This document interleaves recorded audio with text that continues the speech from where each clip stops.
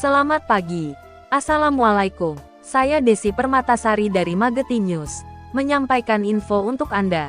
Menggunungnya sampah di TPA Sarimukti, Bandung.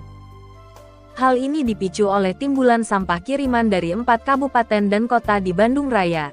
Setiap harinya mencapai 2.000 ton dengan 267 ritase. Dampaknya, sampah di perumahan dan seluruh TPS di kawasan perkotaan Bandung Raya menjadi tersendat pengirimannya dan masyarakat perkotaan menjadi resah. Awalnya, TPA Sarimukti dibangun hanya sebagai respons terhadap bencana longsor pada TPA Lewi Gajah pada tanggal 21 Februari tahun 2005. Tragedi itu menewaskan 157 orang ketika longsoran sampah mengubur permukiman warga di Kampung Pojok dan Cilimus. Kemudian pemerintah daerah melanjutkan pengelolaan sampah sementara di TPA Sarimukti, satu-satunya andalan TPA di Bandung Raya.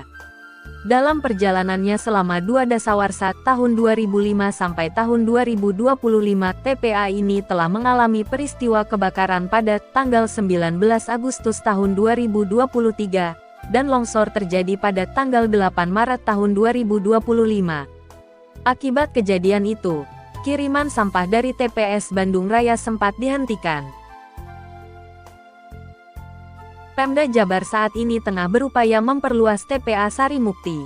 Di samping itu akan ada penggunaan insenerator di TPA ini dan di beberapa titik kota Bandung. Namun penggunaan insenerator itu masih menuai kontroversi di kalangan masyarakat. Pasalnya karena Pemda Jabar belum melakukan kajian tentang dampak lingkungan dan kesehatan, serta belum ada rekomendasi dari aspek tata ruang. Insenerator sebetulnya sudah dipakai di beberapa negara sejak abad 19 seperti Eropa, Cina dan lainnya. Alat tersebut biasanya digunakan untuk pembakar sampah, kremasi, limbah rumah sakit dan lainnya. Namun, efektivitasnya untuk kota Bandung masih perlu dikaji berdasarkan kondisi sampah lokal, seperti tonase sampah, jenis komposisi sampah organik dan anorganik, kapasitas insenerator dan spesifikasi teknologi yang tepat. Strategi lain, seperti penggunaan kembali sampah atau reuse, sistem daur ulang atau recycle, dan composting. Diperlukan pula lahan yang tepat untuk operasional dan harus diperkuat dengan regulasi. Wawancara Magetti News Selasa tanggal 20 Mei tahun 2025 dengan pakar lingkungan Profesor Dr. Eri Noviar mengatakan, penggunaan insenerator harus dilakukan bertahap sesuai regulasi PP 81/2012 dan PP 27/2020 tentang sampah spesifik. Bila sampah non-organik mengandung B3, maka wajib dilakukan AMDAL tipe B. Selain itu, sampah yang akan masuk insinerator harus teruji dapat dibakar secara sempurna. Ditambahkan lagi oleh guru besar Unpad itu bahwa insinerator harusnya ditempatkan di hilir di mana sampah sudah terpilah-pilah dan hanya sisa sampah yang tidak bisa diolah saja yang masuk insinerator. Bila di setiap pasar atau desa Bandung Raya akan dipasang insinerator secara langsung, syaratnya sampah pasar sudah terpilah kegunaannya, termasuk yang harus dimusnahkan dengan insinerator.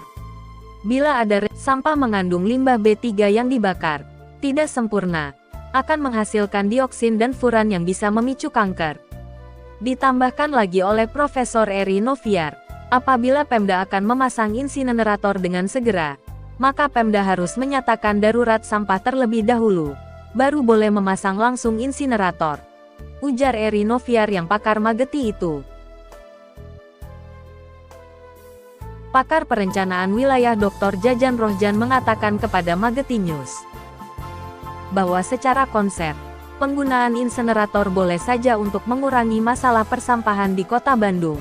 Namun harus dilihat apakah telah tercantum dan diatur dalam dokumen RT/RW dan RDTR. Penggunaan insenerator harus ada rekomendasi kesesuaian dalam pemanfaatan ruang. Sebagai contoh dalam peraturan zonasi biasanya ada penjelasan kegiatan apa saja yang kategorinya diizinkan, ungkap Jajan yang juga sebagai bidang pakar perencanaan wilayah Magetti. Memperhatikan tentang krisis TPA sampah ini menurut Indra Badri, Ketua Masyarakat Geologi Tata Lingkungan Indonesia, Ikatan Ahli Geologi Indonesia, pentingnya memperhatikan dampak lingkungan bersifat negatif dari pengelolaan sampah.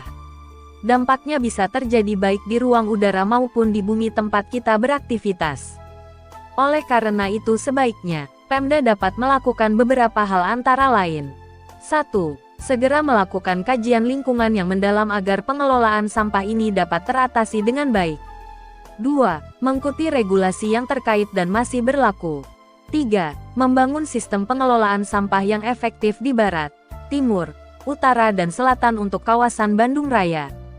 4. Menggunakan teknologi modern dan ramah lingkungan dalam pengelolaan sampah. 5. Melibatkan masyarakat dalam proses perencanaan untuk memastikan bahwa kepentingan masyarakat terwakili. 6. Sementara menunggu kajian lingkungan, uji coba, penerapan konsep dan lainnya maka perlu solusi cepat antara lain segera menggunakan TPA Legok Nangka di kawasan Bandung Timur. 7. Perluasan lahan TPA Sari Mukti. Harus dilakukan berhati-hati karena lahan di kawasan itu mempunyai karakteristik geoling yang rentan longsor, mudah tercemar lindi melalui air limpasan, aliran anak sungai dan infiltrasi ke akuifer setempat. Dengan langkah tersebut, Pemda dapat meminimalkan risiko pencemaran lingkungan dan menghindari pelanggaran tata ruang untuk Bandung Raya, ujar Indra Badri. Demikian, saya Desi Permatasari, Mageti menyampaikan info untuk Anda.